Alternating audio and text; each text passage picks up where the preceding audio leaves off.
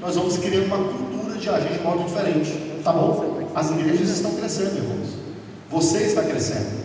Então, se você entrou em crise porque alguém lhe tratou mal, enfim, o jeito de tratar isso é como diz a Escritura. Olha que coisa linda, a Escritura nunca falha, né?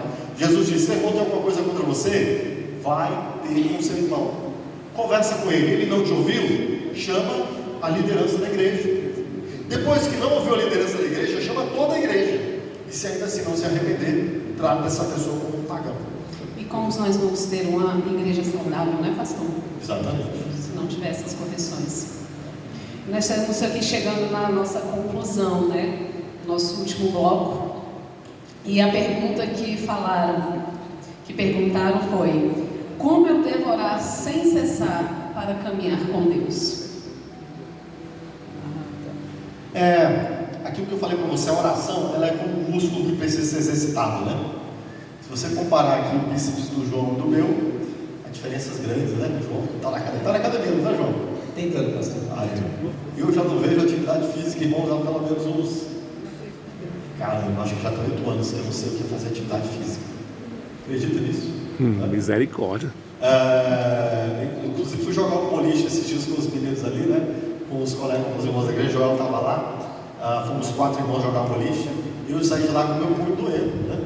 Porque boliche, acredita no negócio desse? Eu falei, cara, eu estou zoado mesmo, né? Até um boliche, não aguento jogar nem um boliche. Por que isso? Falta de exercício, não é verdade? A oração, ela precisa ser encarada como uma... Pensemos, é um músculo a ser exercitado, tá? É na continuidade da operação da oração que você nutrirá desenvolver esse relacionamento. Então, eu me recordo, por exemplo, assim que me converti, eu orava tudo, eu falava tudo, orava, passava um tempo orando, suava até de orar, olhava no relógio, 5 minutos haviam se passado. Certo? E aquilo que eu compartilhei com vocês, já tive experiência de virar uma noite, 8 horas, diante de Deus, né? Ao longo de um processo paulatino e crescente de me aproximar de Deus e aprender a conversar com Deus, né? À medida que você já bateu papo com alguém no ônibus, assim, bateu um papo aleatório, você troca umas palavrinhas ali, né? 3, 5 minutos, e daqui a pouco fica sem assunto, não é isso? Porque você não conhece exatamente a pessoa, não tem intimidade com ela, né? Não sabe se ela pensa as mesmas coisas que você pensa e tal. Mas quando você senta com um amigo, você tem horas para conversar, não é? A oração precisa ser esse desenvolvimento também, tá? Você precisa desenvolver amizade com Deus. E também não teremos tempo para falar profundamente sobre a oração, mas eu quero indicar um livro. Esse livro é bom, um livro muito bom. O livro do Tim Keller. Adivinham qual é o nome do livro? Oração.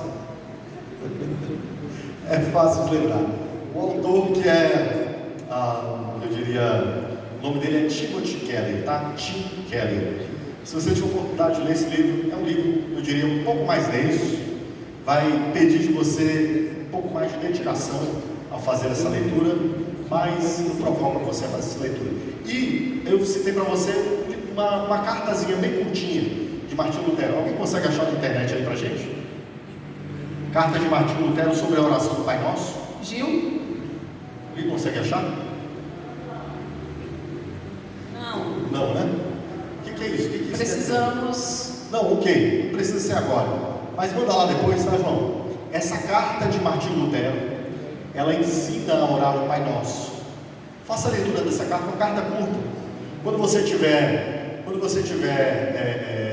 o seu momento devocional, pegue aí nessa próxima semana, e antes de orar o Pai Nosso, faça a oração, a sua oração devocional no início do dia, com a oração do Pai Nosso, mas faça segundo a instrução que Martinho Lutero dá nessa carta que ele escreve ao seu amigo, um sapateiro chamado Pedro. Ele orienta Pedro a como orar o Pai Nosso, e lá nós temos algumas orientações de como fazer.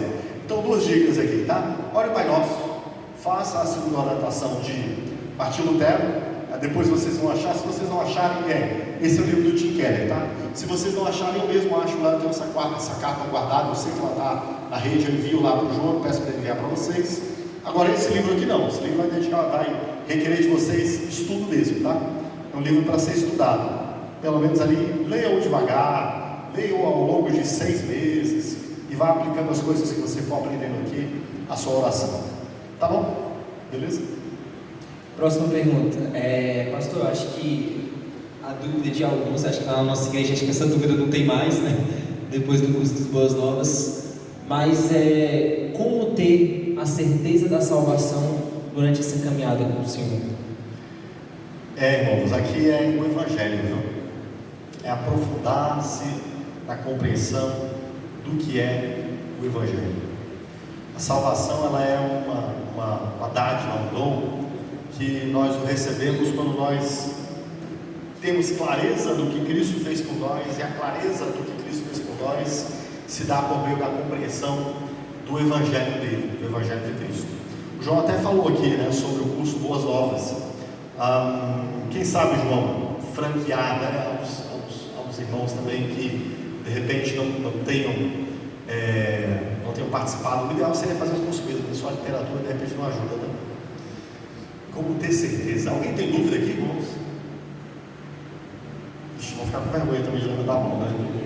Quem é que vai confessar que tem dúvida da minha salvação? Todos têm dúvida da salvação, né? Tem não, né? Quer dizer, ninguém tem dúvida. Todo mundo tem a certeza da sua salvação. Eu diria o seguinte: glória a Deus. À medida que você compreende o Evangelho, Graças a Deus. O Evangelho é a mensagem sobre quem somos, né? Criaturas de Deus, caídos e pecadores, certo?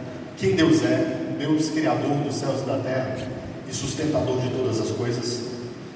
Esse Deus que é um Deus justo, um justo juiz que nos condenaria em nossos pecados, Ele envia o seu